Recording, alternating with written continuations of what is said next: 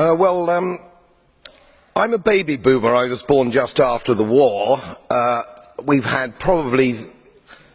probably had the longest period of peace and prosperity globally, I would say, from that time.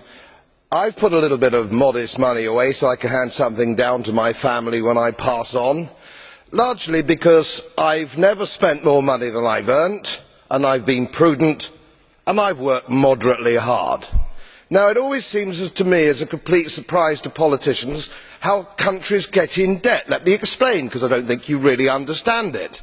It's because politicians consistently spend more money than they raise in taxation, more money than they can possibly raise in taxation, most of which, in point of fact, they actually waste.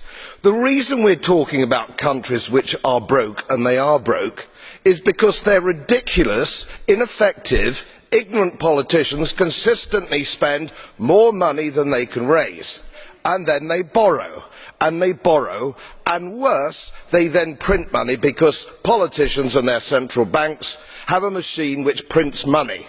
You do that as a private citizen and it's a criminal offence.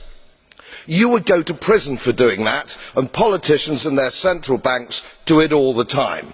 Let me explain to you that these countries are broke, and they're broke because of their own stupid leadership and politicians, and it's immoral to ask ordinary taxpayers of any country to pick up the tab for failed politicians and failed banks.